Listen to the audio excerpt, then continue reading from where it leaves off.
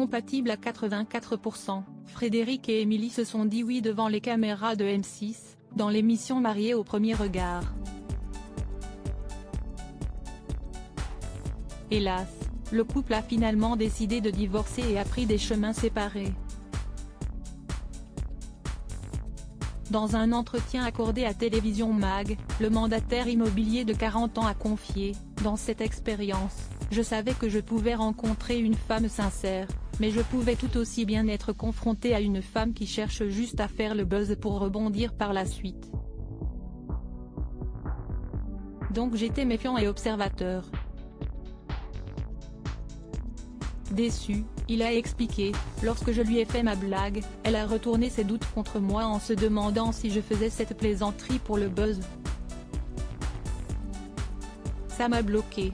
Quand elle a compris que je n'acceptais pas sa remarque, elle s'est énervée et a voulu tout arrêter.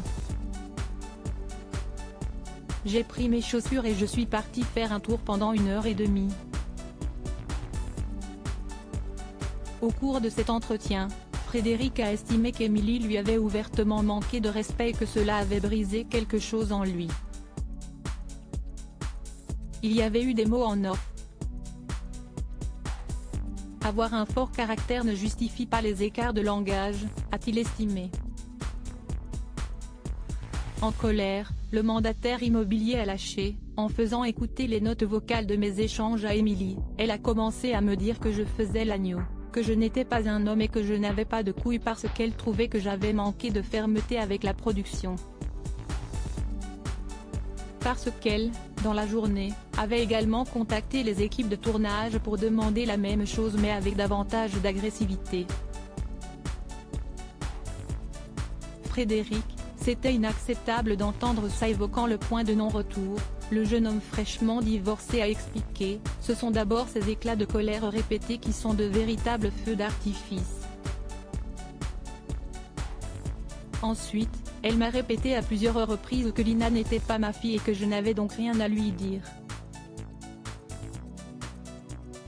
Si est tout le contraire de ce qu'elle me disait à Prague et c'était inacceptable d'entendre ça. Enfin, elle a eu sa mère au téléphone et lui a dit devant moi que je n'étais pas un homme, que je n'avais pas de couilles, que j'étais un manipulateur, que je faisais l'agneau avec la production. La famille d'Émilie est exceptionnelle, je les ai tous adorés, ce sont des gens en or. C'était inadmissible de l'entendre parler ainsi de moi à sa mère. Pour conclure, il a ajouté, elle m'a dit devant les caméras que j'étais un gros con et que je devrais avoir honte. J'étais écœuré. Émilie m'a fait perdre mon sourire et ma joie de vivre.